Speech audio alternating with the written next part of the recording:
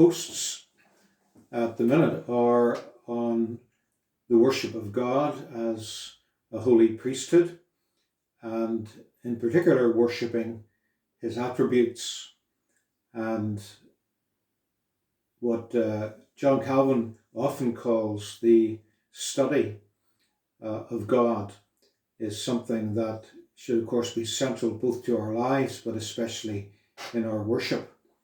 And his nature, his being, is something that we should be contemplating regularly. As Psalm 1 says, we should be taking delight in God's word and meditating on it day and night. And at the very center of that delight and meditation should be God himself. I think it was Tozer who said that whatever comes into somebody's mind when they think of God tells you all you need to know about that person. And we should think great thoughts about God, and we should think of them frequently and continually because of who he is and who we are. And one of the things that can help us to do that is, of course, these tremendous hymns where we have difficulty grasping perhaps some of the great truths about God in our own minds. We can borrow from the words of those who have sought to put it into verse. And this is another hymn by Isaac Watts today, where he's delighting in God's immortality, his endless being. And he talks about giving immortal praise to God, but he also introduces something that, of course, is central to our worship and should be frequently a part of our own individual worship and corporate worship and meditation, and that is the mystery of God's triune being. 3 persons, but one God, not 3 gods, but 3 persons in one God. And of course, this is completely incomprehensible to us, but that doesn't mean that we shouldn't think about it and meditate on it and, above all, worship. And so it says, verse 2, to God the Son belongs immortal glory to God the Spirit's name immortal worship give. And this is what we're doing when we spend time individually or corporately in the worship of God, meditating on his triune being.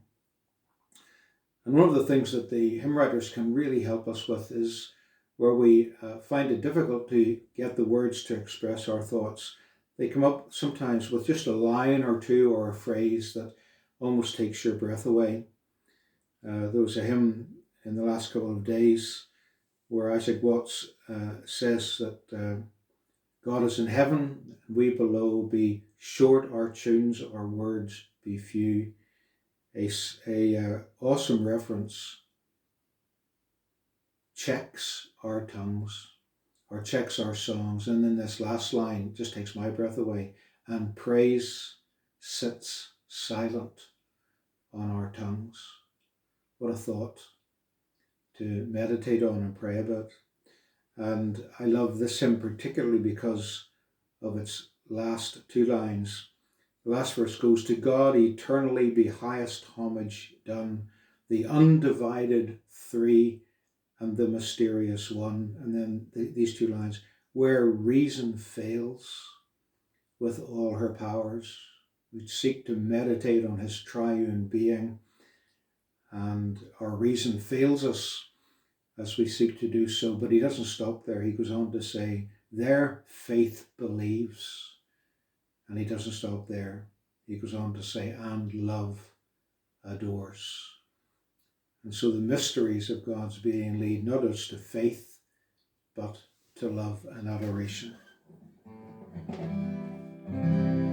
We give immortal praise to God the Father's love, for all our comforts here and better hopes above. He sent his own eternal Son to die for sins that man had done.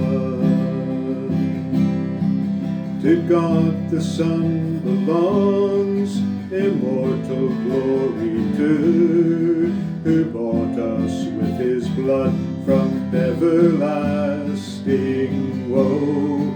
And now he lives, and now he reigns, and sees the fruit of all his pains. To God the Spirit's name immortal worship give, whose new creating power makes the dead sinner live. His work completes God's great design, and fills the soul with joy divine.